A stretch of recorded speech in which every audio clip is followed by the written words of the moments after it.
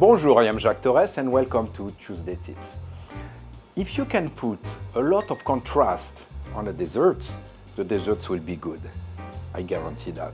So imagine that you have a dessert that's hot and cold, that's crunchy and soft, and that has some acidity and some sweetness to it. All the contrast together. When you eat that, oh my God, that's so much flavor. And I do a dessert called the Fontaine, and that dessert have all those contrasts together. So to make it at home, I want to make it a little bit easier. So I buy some pound cake, slice it and cut those little circles in it. Then I make a ganache. The ganache recipe is very simple. 300 grams of chocolates for 200 grams of cream. So pretty much 2/3 of compared to the weight of the chocolate, you put 2/3 in cream. So make it, let it cool down, put it on a piping bag, and then put that ganache over those pound cake, like that. So the ganache is made with 200 grams of cream. Put the cream on the stove, bring it to a boil, and pour it over 300 grams of chocolate. I love 60% cocoa content chocolate. So 200 grams cream over 300 grams of chocolate. Mix it, everything melt, put it on a bowl and let it cool down. Don't stir it, don't do anything to it. Then you scoop it and you put that on top of the pound cake. So very easy.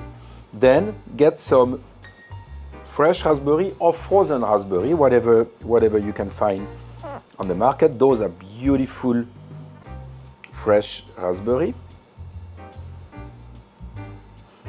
Okay, easy, simple. You can almost eat it like that. Now, what we're going to do, we're going to take a sheet of phyllo dough, bring it in front of me. So now, you put butter on the center of it, like that. And then you go top and bottom. So be sure that everything is covered with butter. I just broke a little piece of it, but it's okay. So then you put a little powdered sugar. So remember that phyllo dough has no flavor by itself.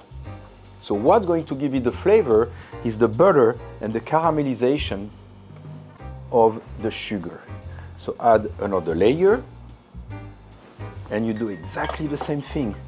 Put some on the middle here. Put enough that you're going to be able to spread it everywhere. Then what I'm going to do, I'm going to cut that in 4. So look about the middle and here, and you cut it this way. Now you take your little cakes, put them on the middle here. Then what you want to do is bring that to the top, roll them, and put that under. So it's again simple. Bring that to the top, roll it, and then fold the side. Now, what you want to do is add a tiny bit of butter all over. When I do those fountains, I like to have a little bit more of the phyllo dough to decorate my plates. So what I want to do here is again the same process. Actually, if I do that, I might be able to just put the powdered sugar here on that half. Bring the other half on top. Then maybe do it like that. It's always the same. You butter 2 times or 2 layers and powdered sugar 2 layers. And maybe what we can do here,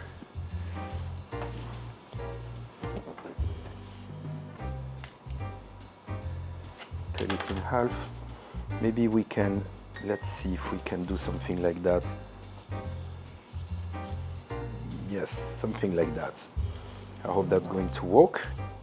Okay, so I'm going to put that in the oven and bake it until it's nice golden brown. Okay, I'm excited. That brings me back a lot of memories when I was doing that at the restaurant. So those are called Fontaine. So you can see here the phyllo dough baked around the raspberry going to bring some acidity, the ganache going to bring a lot of flavor and a little bit of sweetness, different crunchiness, different temperature between in and out. This is a delicious dessert. So I create some little fan with my phyllo dough, leftover phyllo dough, and I'm going to just add 3 fresh raspberry on top of them. And that's it, that's all it is, but I guarantee you this is a delicious dessert. So let's use a spatula here to be able to move them around and put them on top of the fan here, just like that. Okay, so those are raspberry and chocolate fontaine that we used to do at the restaurant. I'm going to eat one of those. Bon appétit. I hope that helped.